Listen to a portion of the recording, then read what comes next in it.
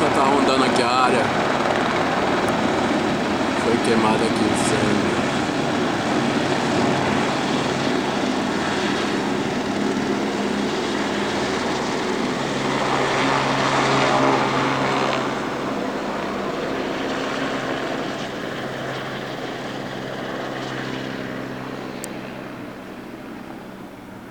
E ali está a mata queimada.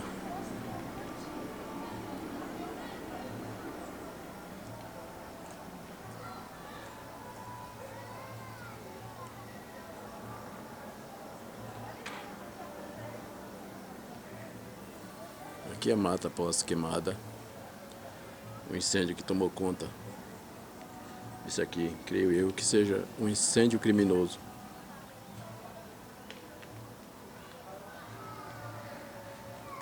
O helicóptero da polícia acabou de sair daqui. Acho que estava investigando a área. E o fogo começou. Ainda tem restígio de incêndio.